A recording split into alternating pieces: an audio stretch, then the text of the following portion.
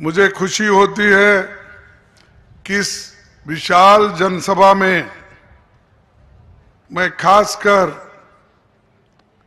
अपने आदिवासी भाई बहनों का दिल से स्वागत करता हूं और उसी के साथ जो हमारे कांग्रेस के कार्यकर्ता हैं उन्होंने जो दिल से जोर लगाकर इस राहुल गांधी जी के प्रोग्राम को यशस्वी बनाने के लिए आप जो यहाँ पधारे हैं, आपको भी फिर एक बार मैं स्वागत करता हूं।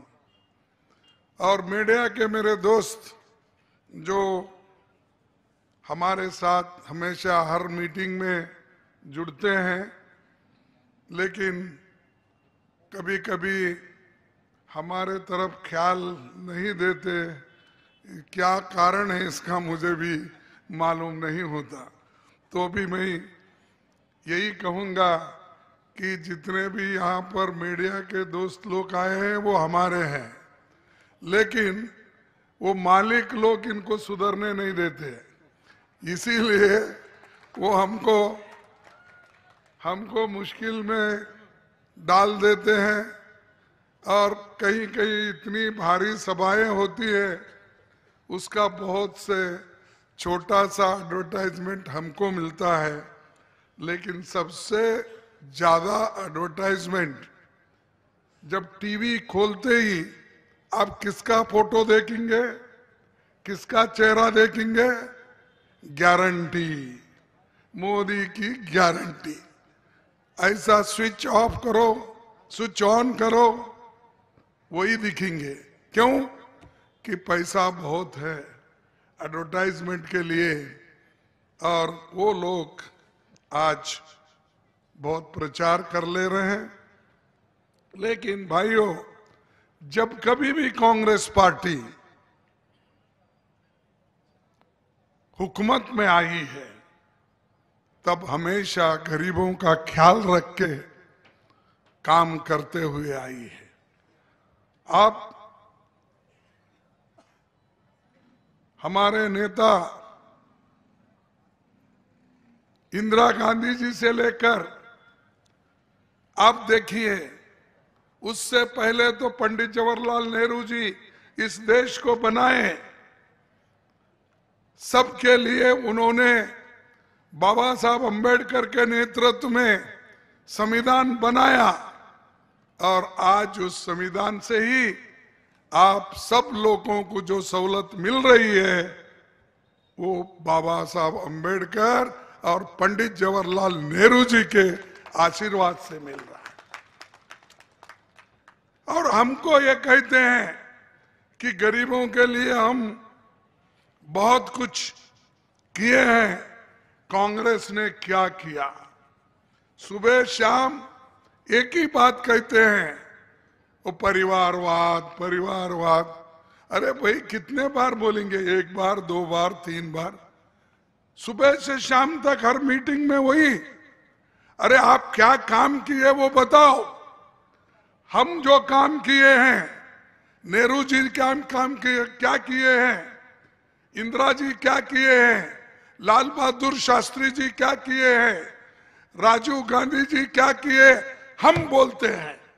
लेकिन तुम्हारा काम बोलिए। कहीं जाओ, कुछ ना कुछ बोलकर वहां पर समाज को डिवाइड करना, समाज को अलग करना। और इन्हों जब निकल के आते हैं तो बीजेपी के एमएलए, एमपीज वो अत्याचार, आदिवासियों के ऊपर अत्याचार करते हैं, शेड्यूल कास्ट के ऊपर अत्याचार करते हैं, पिछड़े हुए जो गरीब लोग हैं उनके ऊपर अत्याचार करते हैं। क्या इसीलिए लोगों ने आपको इस देश के गद्दी पे बिठाया? आपको देश के लोगों की सुरक्षा करना है, वो छोड़ के बार बार छोटी मोटी चीजें लेकर आप टीका टिप्पणी करते फिरते हो।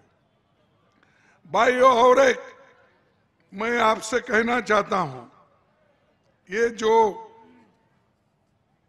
इस देश में हमने जो कार्यक्रम पहले भी बनाए थे, आज भी राहुल गांधी जी ने बहुत सी चीजें कांग्रेस पार्टी को अपने सलाह के रूप में उन्होंने दिया है। और लेकिन बीजेपी की सोच क्या है, मैं बताता हूं। बीजेपी की सोच आप जरा ध्यान से सुनिए। आसाम का मुख्यमंत्री कहता है चंद जातियों की सेवा करना शूद्रों का कर्तव्य है।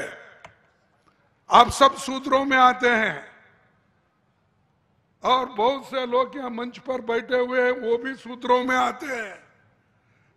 और उसका कहना, एक मुख्यमंत्री का कहना, ये बीजेपी के मुख्यमंत्री का कहना है कि चंद जातियों की सेवा करना शूद्रों का कर्तव्य है।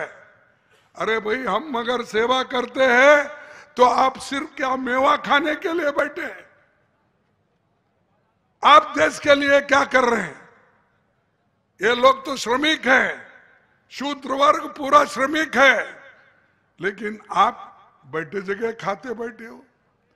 राम नाम जपना, पराया माल अपना। राम नाम जपना, पराया माल अपना। और पूरे एयरपोर्ट, पोर्ट, ये सब ये सरकारी आपका माल है, आपका है। ये सब दूसरे अमीर लोगों को वो बेच रहे हैं। इसीलिए हमको ध्यान में रखना चाहिए, इस देश में संविधान बचेगा, लोकतंत्र बचेगा तो ही आप लोग बच सकते हैं। नहीं तो फिर से हम लोग आदिवासी बनकर जंगलों में रहेंगे, पढ़ेंगे नहीं, लिखेंगे नहीं, ऑफिसर बनेंगे नहीं, पैसा कमाएंगे नहीं। और जो शेड्यूल कास्ट के लोग हैं, सूत्र के नाते हर गांव में खेती में काम करते रहेंगे, महिला उठाते रहेंगे। क्या यही चाहते हैं आप देश में? और मोदी जी इनके बारे में कभी कुछ नहीं बोला। अभी मेरे दोस्त कुछ भाषण करते वक्त कहे, अरे भाई, बहुत बड़ा राम मंदिर बनाए, ठीक है, आस्था है, लोग जाते हैं अपनी अपनी आस्था से मंदिर पे माथा टेकते हैं। लेकिन मैं पूछता हूं, इतने बड़े मंदिर में आप एक आदिवासी राष्ट्र की अध्यक्ष मुर्मा को क्यों नहीं बुलाए? मैं पूछता हूं। अब बड़े तो बोले कांग्रेस वाले बाइकआउट किए, वो करे, ये करे, ऐसा हवा फैलाते हो। लेकिन मुर्मा इस देश की राष्ट्र यानी हमारी प्रेसिडेंट है, अध्यक्ष है, राष्ट्रपति है, तो उस राष्ट्रपति का अपमान आपने किया। जब हमारा पार्लियामेंट का उद्घाटन हुआ, क्या आप मुर्मा जी को बुलाया? क्योंकि वो अपवित्र होता है। अगर मंदिर के लिए पूजा के लिए बुलाएंगे वो अपवित्र होता है, अगर पार्लियामेंट को बुलाएंगे वो अपवित्र होता है। ये तुम्हारी सोच है। इससे पहले जो पार्लियामेंट की बुनियाद डाली, कौन थे उस वक्त राष्ट्रपति जी? रामनाथ कोविंद जी। कौन थे वो रामनाथ कोविंद जी? कौन थे? बताओ मेरे को। वो एक शेड्यूल कास्ट का नेता था, उसको भी उसमें उन्होंने आने नहीं दिए। और आप बात बड़े बड़े करते हैं, हमने वो किया। अरे पहले तो लोगों को आपके साथ लो, शूद्रों को आपके साथ लो, गरीबों को आपके साथ लो, किसानों को आपके साथ लो, युवाओं को आपके साथ लो, महिलाओं को आपके साथ लो। उनको तो साथ नहीं लेते, लेकिन टीका करते, घर घर फिरते हो, दिन में 3-3 मीटिंग करते हैं। काय के लिए भाई? काय के लिए? मेरा पूरा हिंदुस्तान मेरा परिवार है बोल रहे। ठीक है भाई, आपका परिवार, लेकिन पूरे हिंदुस्तान के लोगों की भलाई के बारे में सोचना ना। लेकिन आप हमेशा सोचते हैं आरएसएस के लिए क्या करना, बीजेपी के नेताओं के लिए क्या करना, यही तुम्हारा विचार है। लेकिन जनता अब होशियार हो गई और मैं ये कहना चाहता हूं कि हर जगह गरीबों पर अत्याचार हो रहे हैं। और आज राजस्थान रहो, दूसरे जगह रहो, ये अत्याचार बीजेपी के लोग, नेता लोग इतना करते हैं कि यहां तक कि आदिवासी के एक बच्चे के मुंह में बच्चों के मुंह में यूरिन करते हैं, पेशाब करते हैं। उसके लिए कौन सी शिक्षा आपने दी? मध्य प्रदेश के चीफ मिनिस्टर के स्टेट में पहले हुआ था शिवराज चौहान। अब वो पाप बेचारा परेशान है क्योंकि उसको जगह नहीं मिली।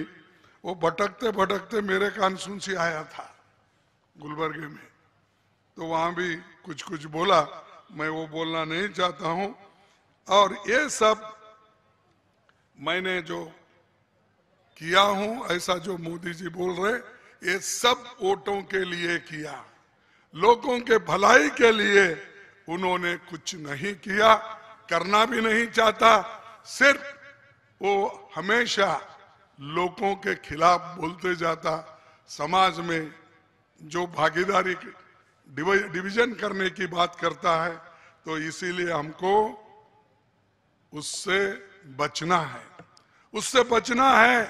और आपके जो कानून है, जैसा कि कानून भूमि अधिग्रहण का कानून, वनाधिकार का कानून और पैसा का कानून, ये सब कानून को बचाना है तो कांग्रेस पार्टी को फिर से लाना है। और बीजेपी हमेशा ऐसे कानून को कमजोर करती है, चाहे एससी एसटी का एट्रोसिटी एक्ट हो, चाहे ये कानून जो आदिवासी के लिए ये कानून हो, ये सभी को कमजोर करने वाले नेता बीजेपी के हैं। मोदी जी यही काम करते हुए है। जो राजस्थान में विकास के लिए बहुत सी चीजें यहां पर शुरू की थी। ये वोकेशनल ट्रेनिंग सेंटर किया था, उसको बंद करने की कोशिश चल रही है। और जो यहां पर 25 लाख रुपए लोगों के औषधोपचार, बीमारी दुरुस्त करने के लिए 25 लाख रुपए कांग्रेस पार्टी देती थी, वो भी बंद किया। बंद करके अब सिर्फ 5 लाख वो भी चुने हुए लोगों को देने का उन्होंने वायदा किया है। इससे आप ही सोचिए, कांग्रेस गरीबों के बारे में सोचती है क्या बीजेपी कांग्रेस के बारे में सोचती है, ये गरीबों के बारे में सोचती है? क्योंकि बीजेपी अगर सही सोचती तो कांग्रेस ने जो किया था 25 लाख रुपए खर्च करने के लिए, बीमारी के लिए, तो वो रख देते थे। दोपहर का खाना जो देने का था वो भी बंद किया। हर चीज इनके सरकार में बंद होते जाता है, कोई नया तो देते नहीं। मनरेगा का हमने बनाया, उसको कमजोर कर रहे हैं। और फूड सिक्योरिटी एक्ट हमने बनाया, उसको कमजोर कर रहे हैं। बच्चों के लिए पढ़ाई, कंपलसरी एजुकेशन हमने करके आज हर जगह स्कूल, कॉलेजेस में, स्कूलों में हमने कंपलसरी किया, उसको भी कमजोर कर रहे हैं। तो ये हमेशा गरीबों के खिलाफ बीजेपी है। और बीजेपी अगर आप मजबूत करेंगे मैं ये कहूंगा कि एक बहुत बड़ा देश के खिलाफ काम होगा। भाइयों, इसीलिए हम एक 5 युवाओं के लिए घोषणा करते हैं। जो राहुल जी की मंशा है, युवाओं को आगे बढ़ाना है। उनके पास आज जो अनएम्प्लॉयमेंट है उसको दूर करना है। इसीलिए पहला जो बिंदु है, पहला पॉइंट युवाओं के लिए भर्ती भरोसा, ये हमारी घोषणा है आज। राहुल जी फिर डिटेल में बोलेंगे। भर्ती भरोसा, ये पहला बिंदु हमारा। कांग्रेस की ये गारंटी देश के युवाओं के लिए, जिसमें सबसे पहले हम सभी युवाओं को भर्ती भरोसे की गारंटी हम देंगे। और जो वैकेंसीज है उसको भी हम भर्ती करेंगे और खासकर हमारे युवाओं को आज जो भटक रहे घर घर, उनको एक दिशा हम दिलाएंगे। और दूसरी बिंदु, सेकंड, पहली नौकरी पक्की। आज हमको नौकरियां देते हैं कि कौन सी नौकरी देते हैं? Contract labour. कौन सी नौकरी देते हैं? Daily wages. कौन सी नौकरी देते हैं? वो इवन मिलिट्री में भी भर्ती करने का है तो अग्निवीर की नौकरी। सिर्फ 3 साल के लिए, 4 साल के लिए अग्निवीर की नौकरी दिए जैसा करके चौथे साल उसको निकाल देते हैं। फिर उसका पेंशन का क्या होगा? उसके आगे जीने के लिए क्या रहा होगा? तो इसीलिए हम जो कुछ भी करेंगे पक्का करेंगे, पक्की नौकरी देंगे, अप्रेंटिसशिप करेंगे और हर जगह जितने भी डिग्री होल्डर्स है, डिप्लोमा होल्डर्स है, उनको जितने भी इंडस्ट्रीज है, पब्लिक अंडरटेकिंग है, वहां पर अप्रेंटिसशिप कोर्स देकर उनको मजबूत बनाएंगे। तीसरा बिंदु है पेपर लीकेज से मुक्ति। आज देश में ऐसे हालात है, सालों तक भर्ती नहीं निकलती।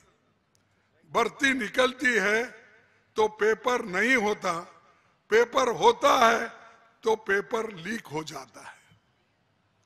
आप सोचिए, गांव के छोटे शहरों में बच्चों को पढ़ने के लिए माँ बाप कर्जा करके, मेहनत करके अपने बच्चों को शहर में पढ़ाई के लिए भेजते हैं। वो मेहनत करता है साल भर, 2 साल भर। जब साल 2 साल मेहनत करने के बाद वहां पर जो पेपर लीक होती है, उसके जिम्मेदार कौन है? सरकार है। और कौन? ये सरकारें ऐसी ही काम कर रही। यूपी में लीक हुआ, मध्य प्रदेश में तो बहुत लीक होता था। उनका तो व्यापम घोटाला मशहूर है। मैं समझता हूं भारत में ऐसा बड़ा घोटाला कहीं भी नहीं हुआ। उतना बड़ा घोटाला ये मध्य प्रदेश में हुआ। तो इसीलिए हम पेपर लीक से मुक्ति करेंगे और हमारे युवाओं को पक्की नौकरी देने के लिए मजबूत करेंगे। इसके बाद हमारा 5वां जो है और एक बिंदु है जो राहुल जी ने खासकर गरीबों के लिए उन्होंने एक योजना सोची है। क्योंकि वो जब अपने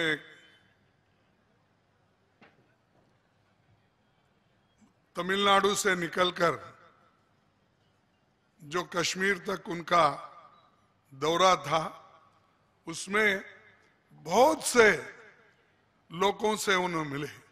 गरीबों से, मैकेनिक, ड्राइवर, ये जर्नलिस्ट, डॉक्टर्स, सबसे मिलने के बाद उन्होंने सोचा कि ये जो ट्रक ड्राइवर्स है, मैकेनिक्स है, कारपेंटर्स है, डिलीवरी बॉयज है, टैक्सी ड्राइवर्स है, इनके समेत इन लोगों को इनकी आमदनी बढ़ना, उनको आर्थिक न्याय मिलना, इसके लिए उन्होंने कोशिश करेंगे।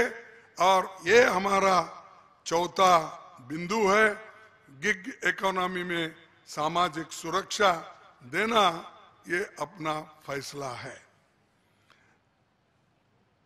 राहुल जी ने दुख और दर्द साझा किया, उनकी परेशानियां सुनी, जाना कि वो अपने गांव से मीलों दूर शहरों में किन मुश्किल परिस्थिति में काम कर रहे हैं, उन्हें क्या क्या दिक्कतें, उनका वेतन कितना, और सभी बातें उन्होंने सुनी है।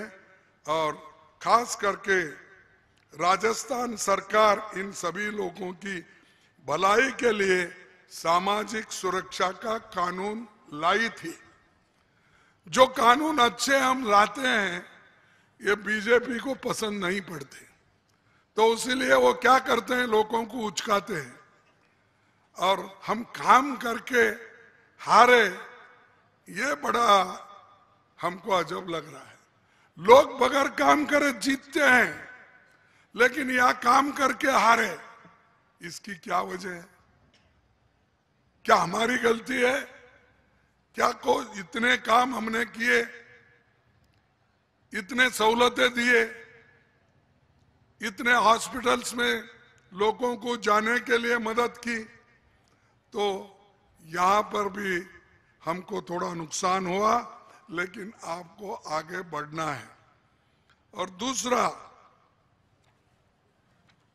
और आखिरी, ये पांचवा बिंदु है, युवा रोशनी। तो युवा रोशनी के तहत 5,000 करोड़ की राशि के एक फंड बनाया जाएगा, और वो फंड हर डिस्ट्रिक्ट में दिया जाएगा।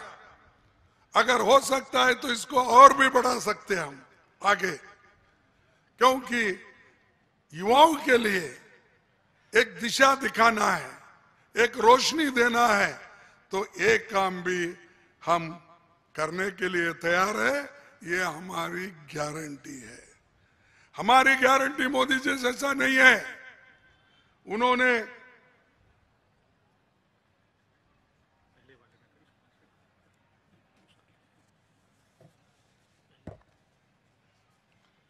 ये तो हमारी गारंटी तो पक्की गारंटी होती है, मोदी जी के जैसा गारंटी नहीं है। उन्होंने हमेशा यही कहते रहे कि मैं हर एक को कितने करोड़ नौकरियां, 2 करोड़ नौकरियां, 2 करोड़ नौकरियां मिले आपको। 15 लाख रुपए देने का वायदा किया था, मिला? अरे नोटबंदी, जीएसटी करके तो देश के गरीब लोगों को बर्बाद किया, फिर भी मोदी मोदी मोदी बोलते, क्या मेरे को समझ में नहीं आया। अरे जो आदमी गरीबों को परेशान करता है, बर्बाद करता है, उसके भजन करते हो। इसीलिए मैं चाहूंगा कि आप डट के रहो। अगर आप एक रहेंगे, आदिवासी, शेड्यूल्ड कास्ट, बैकवर्ड क्लास, गरीब लोग, किसान एक रहेंगे, मोदी ऑटोमेटिकली झुकेगा और भाग जाएगा सत्ता से, सत्ता से भागेगा। तुम्हारी एकता की जरूरत है। इसीलिए मैं ये चाहता हूं कि जो काम हमको करना है आप जरूर कीजिए। और उसके बाद में मैं पहले भी कुछ बातें कही थी, और वो सभी बातें हमने दूसरे मीटिंग में कही थी कि एमएसपी हम लीगल गारंटी देंगे, जातिगत जनगणना करवाएंगे, क्योंकि ये जातिगत जनगणना अगर हम करेंगे तो आदिवासियों की हालत क्या है, जमीन कितनी है उनके पास, पैसा कितना है, एजुकेशन कितना हुआ है, और चाहे वो बच्चे हो, बड़े हो, बूढ़े हो, औरतें हो, उनकी हालत क्या है, ये सब कुछ मालूम होगा। इसीलिए हम लोग वो जातिगत जनगणना, ये तो दो हमने पहले कहा, और चौथी जो युवाओं के बारे में मैंने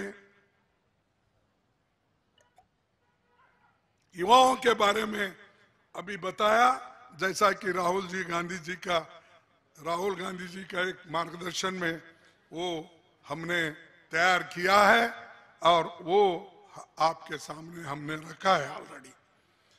और काम नहीं है, जॉब नहीं है, ऐसा नहीं है, बहुत से नौकरियां हैं सरकार में, एडेड इंस्टीट्यूशन में, पुलिस में, मिलिट्री में, सरकारी नौकरी में, रेलवेज में, नजदीक 30 लाख नौकरियां हैं। 10 लाख तो सरकारी अफसरों के इसके हैं, सरकार में काम करने वालों का।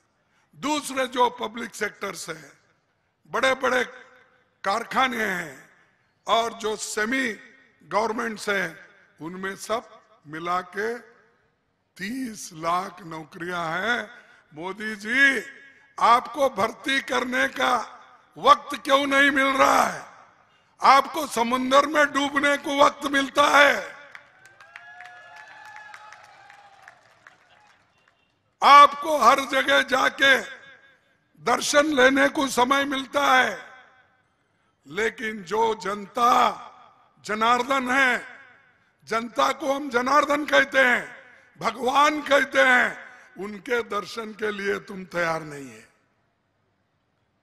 तो ये मोदी जी की हमेशा रवैया रही, लेकिन हमको अब होशियार बनना चाहिए और एक होकर हम इस चुनाव में अगर लड़ेंगे तो मैं कहूंगा सबसे हमको उम्मीद है इस बार हो सकता है हम असेंबली में हारे होंगे, लेकिन पार्लियामेंट में हम जरूर जीतेंगे और पूरी ताकत के साथ हम जीतेंगे। और मोदी जी को बताएंगे, अरे भाई सिर्फ कुछ बोलने से, कुछ कहने से नहीं होता, काम करने से होता, ये हम दिखाएंगे। तो आखिरी में एक ही मैं शायरी बोल के अपने बात को खत्म करता हूं। न मस्जिद को जानते हैं, न मस्जिद को जानते हैं, न शिवालयों को जानते हैं, न मस्जिद को जानते हैं, न शिवालयों को जानते हैं। जो भूखे पेट होते हैं वो सिर्फ निवालों को जानते हैं। जो भूखे पेट होते हैं वो सिर्फ निवालों को जानते हैं। मेरा यही अंदाज जमाने को खलता है, मेरा यही अंदाज जमाने को खलता है कि मेरा चिराग हवा के खिलाफ क्यों जलता है, कि मेरी यही चिराग हवा के खिलाफ क्यों जलता है। मैं अमन पसंद हूं, जैसा कि राहुल जी हमेशा हर भाषण में कहते हैं, मोहब्बत की दुकान लगाओ, मोहब्बत की दुकान लगा के लोगों को प्यार बांटो। तो यहाँ वो नहीं है बीजेपी में, यहाँ बीजेपी में हमेशा वो बोलते हैं विष बांटो कि ताकि लोग मरने दो जल्दी। तो ये वो काम हमारे राहुल जी कर रहे हैं। तो वो क्या है, मैं अमन पसंद हूं, मेरे शहर में दंगा रहने दे, मेरे शहर में दंगा रहने दे, लाल और हरे में मत बांटो, लाल और हरे में मत बांटो, मेरी छत पर तिरंगा रहने दो, मेरी छत पर तिरंगा रहने दो। बस इसके लिए हम काम करना है। और आप सभी लोग हमारे राहुल जी के ये जो भारत जोड़ो न्याय यात्रा को सपोर्ट कर रहे हैं, आगे भी सभी लोग कर रहे हैं, उन सबको धन्यवाद देते हुए मेरे 4 शब्द को खत्म करता हूं। जय हिंद, जय हिंद। अरे जोर से बोलो भाई, मैं इतना चिल्ला चिल्ला के भाषण किया, लेकिन आप वो बोल रहे हैं। जय हिंद, जय हिंद, जय कांग्रेस, जय कांग्रेस, जय कांग्रेस। नमस्कार सबको। न्याय का हक मिलने तक।